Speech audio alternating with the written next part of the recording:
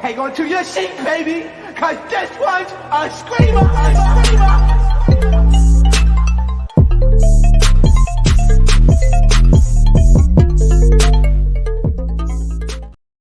What is going on, entertainers? So today I'm coming to you guys with a reality roundup. Before I get started, make sure you guys hit that like button, make sure you guys hit that subscribe button, let me know what you guys think about this video. Okay, so in this video we're going to do multiple reality shows and just give my opinion on some of their drama and stuff and their life that is going on. Okay, so the first people I'm gonna start talking about is Gizelle and Robin. So they went on the Sherri Shepherd show, you guys, and she asked them about the whole colorism and them feeling as if like they're looking at as bullies on the show.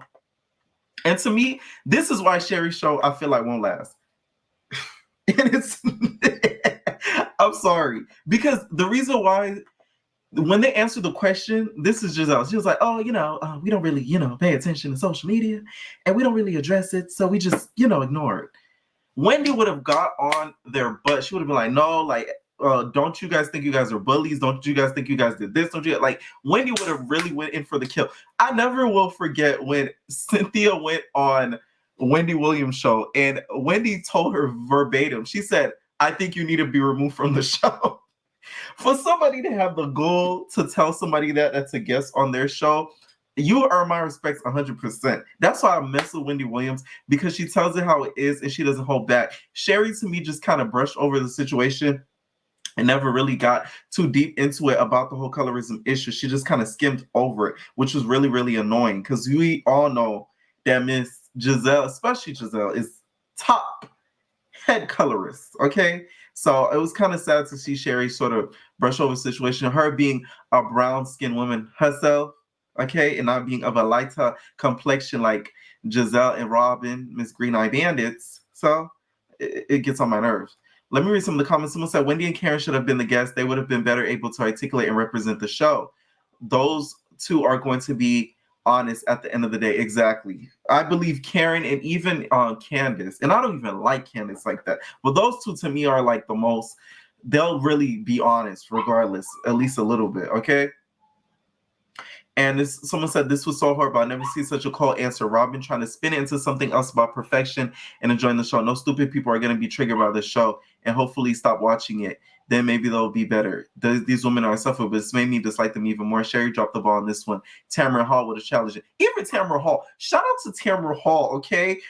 The girls don't really acknowledge Miss Hall, okay? Miss Hall deserves to get the ball. Nobody really acknowledges some of the interviews that she's done. She even interviewed this contestant that got removed from RuPaul's Drag Race because, he had some little things going on the side, some SA rumors and stuff put out about him, and got removed from the show, edited out the show. Like, she's done some iconic interviews, and she doesn't get her credit enough, to be honest. So shout out to Tamara Hall. Sherri Shepherd, I think she's a nice woman and all, but like, not for doing a talk show.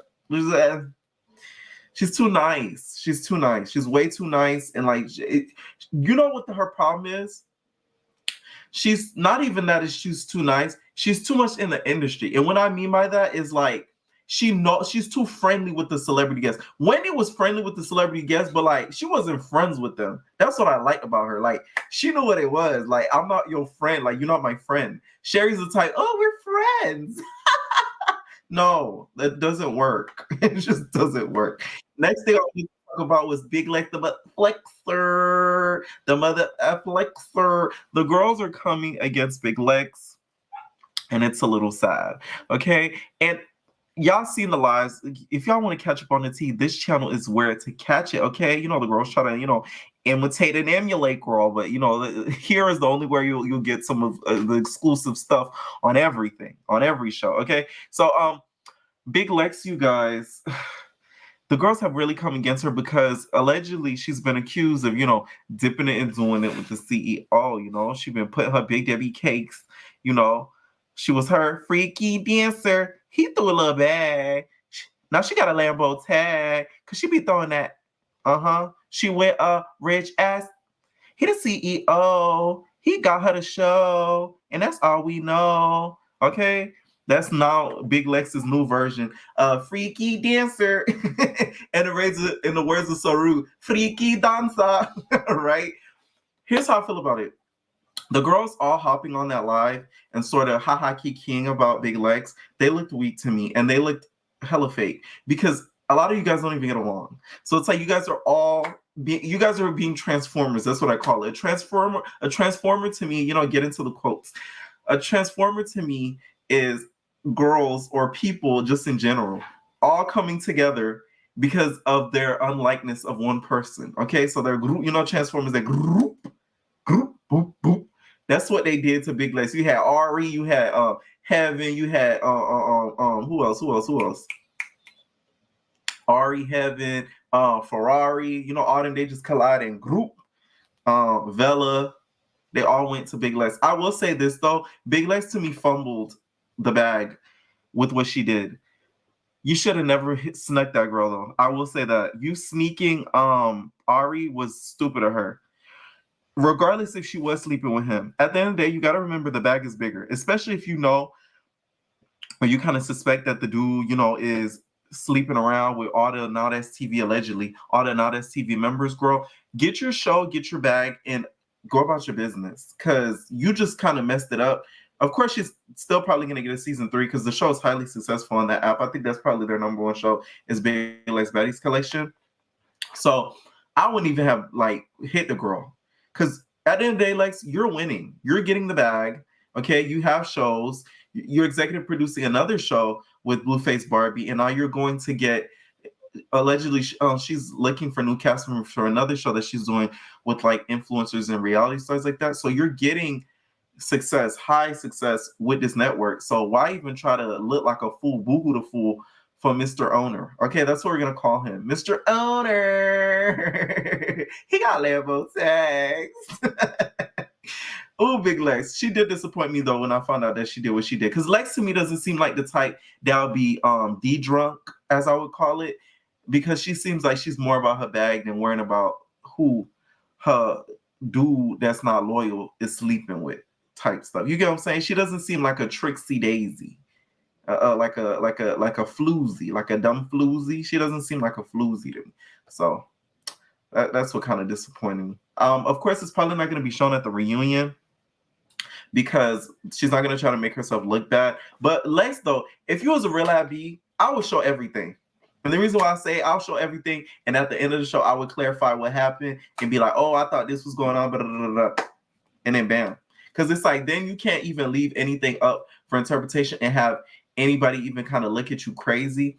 So I would do that if I was her. I will say though, the show, now that you had 2 seasons in the bag, girl, you need to update it. It needs to be like the challenge, I feel like. Each week a girl goes home until you have the final 4 girls or something like that. Do it. This is what I would do. I'll be giving these girls ideas. Let me tell you something, girl. I would do it each week, do an elimination, right? And you could have a whole bunch of girls, they be fighting and all that because that's what they tune in for, the drama and the fights. Let's keep it a buck, right? Each week have these girls get eliminated, and at the end of the show, let it be 2, 3 girls left. Have the cast come back and vote. And let's say you don't even have to fly them back out. Have them vote virtually on who they want to win the money at the end. So not only it's like a physical type game, it's a virtual, it's a social game too. So it's kind of like a Big Brother. Okay, so that'll really put a little cute spin on it, and I think that'll kind of make her show pop more than it does now. Okay, because I think the show has potential. I think the quality of it, the editing quality, has gotten a whole lot better. The audio does need to be improved a little bit, but I think she could still do her a really, really big one, especially now that all the girls are coming for your neck, Big Lex. Now it's your time to flex. Okay, let me know what y'all think about this whole Big Lex situation and her allegedly sleeping with Mr. Owner. Okay, next thing I wanted to talk about, you guys, was Tommy versus Stunner Girl. I know I've beaten this topic into the ground, but can we really get into the depths of it? Aren't these 2 girls the same people? The difference is one is older than the other. I really feel like they're so much alike that's why they don't like each other. Tommy is so much like Stunner Girl. Tommy was Stunner Girl years ago in the GANG live type lifestyle. You get what I'm saying? causing trouble, pursuing music. That was her years ago. So I think that's why they hate each other so much. Besides the whole audition thing, I feel like if the audition thing didn't happen, I still feel like these girls would have got into it. I really do feel like these two girls would have still got into it. And when it comes to Stunner Girl too, I do feel like Stunner Girl though low key be starting stuff on the low, but we haven't really seen the season air yet. But that's just my assumptions of it. She seems like a little bit of a troublemaker, but it's kind of cute. It's a cute look for her, especially with the girls all kind of being against her. It kind of gives her like a heroic type feel, like you know how all the girls were kind of a little bit against Krishan last season, like we had Rollies, Slim, and Sway and all them kind of like hating on Krishan. It kind of made her look better. So I really hope that the girls were smart this season and they didn't all just do a whole gang up on Stunner Girl, because it's just all gonna just make her look even better, to be honest. Okay, her music though, I checked it out even more, and she, you know what's good about her that I feel like some rap girls are missing? She has like a niche about her. It's like the cute, she reminds me, she's like a Powerpuff Girl. Okay, she has that Powerpuff Girl aesthetic where when she raps, she's like yeah, like that type of vibe. So it's kind of catchy, it's toony. So I think she'll be able to make it if she keeps pursuing music even more. And a lot of my entertainers, they Stunner Girl fans. I'll say that. Anytime I talk about Miss Stunner Girl, y'all be defending homegirl. Y'all be like, oh my god, Sweet Ben was Stunner Girl. Stunner Girl is that girl. I'm like, okay, like relax. I ain't saying nothing that bad. Okay. Next thing I wanted to talk about, you guys, was Hazel E. So Hazel E, you guys did an interview with the Hollywood group chat. Make sure you guys go over there to Megan James and subscribe to her channel. I'm gonna let y'all know more later on, because y'all probably like, why are you promoting it so much? Okay, so make sure you guys go over there to Hollywood group chat and subscribe to her channel and watch her interview with Hazel E. Let me spit some little tidbits and tea and give y'all a little sipper before you guys head over there. We find out that she was the one, you guys, that got Megan on Bad Girls Club. So that was like a very exclusive. I did not know that Hazel E had to pull like that. Okay, Hazel E, call a sister nigga Rob. Okay. Yeah, got her on BGC. So that was kind of cool to find out. And Megan basically gave her props by saying like, hey, she was the one that kind of put me on in the industry. Like she was the one that gave me like my head start. So that was kind of cool to find out. Y'all know this interview had to be nothing but shade, because Masika Kalisa feature, okay, got mentioned because the whole Megan Thee Stallion thing kind of got brought up, and Miss Hazel E threw some shade at Masika. Masika, hi Masika, Masika. So Masika, of course, caught wind of this and tweeted that she said, "Why am I on your mind like this? There's not a single day in my life I think about you, sir. Go hold another casting for another broke teenager, so you can pretend to be happy with Brick Fella." And then she goes on to say, maybe you should buy him a ring pop so you don't have to turn tricks for a free ring. She said that middle-aged man shaped like a middle thumb is obsessed with me. His whole life is in shambles, karma, but still has to mention my name for clout with this 8-year-old lie. It's pathetic and tired. Got 10 tummy tucks just to look like a Christmas tree and get played by the pool boy. Let me tell y'all something. One thing about Masika, she gonna pop her and do her a bill it all. She gonna do her a bill it. She did put on her social media recently that she wants to be on Housewives. Housewives, you too ratchet for it, Masika. Sorry, bro. Like, I like Masika and all, but like, no. Andy wouldn't even be able to handle your mouth. I do think though that Bravo needs to build a show around like socialites or something that's in the LA area, and Masika should be one of the big stars because the girl is funny. She is funny, and she's quick with the words, and that's what Bravo is. It's not a whole bunch of fighting. Y'all know Masika's not no big fighter. She will, I think, if she has to, but she's not no Zeus cast member. So but Bravo, I think, would be a good fit on her because the girl can read. So Hazel E replied back, said, "Listen, you lifty, talking, manly, crusty, dusty, Black Hills having, pretending to purchase homes. but allegedly squatted your way through C19. Baby wedding ring should have made it a pinky ring. Settling for less. Who allegedly used to be a pimp in Houston. Fake happy, but always in someone builds business on the net. HOE. Not worried about you. Got asked a question. I gave true tea, but you would know about it because you lie so much. Out your list. Your list. Now be that. Be there. Be there. Okay. Make sure I go ahead and check out an interview with Megan over there on the Hollywood group chat. It's by Megan James. Search it up on the YouTube. Okay. Next thing I'm going to talk about, you guys, is Spice. Queen of the Dance Hall, Spice. Okay. Do you guys, when have we seen the appearance of Spice since that whole medical thing has happened? I'm really kind of concerned. And is she okay for real, for real? Like, because it's questionable to me. It's like really, really, really questionable to me. Like, we haven't really seen her make like a full-on appearance on social media since like the whole thing was announced. Like, of course she is on the family reunion on VH1, but like still it's just kind of like funny. I really do, and no shade to you, but I do feel like that whole statement she put out, maybe it was a lie, and maybe she was allegedly, having some surge and it went wrong. That's the vibe that it's really giving to me, to be honest. So what you guys think?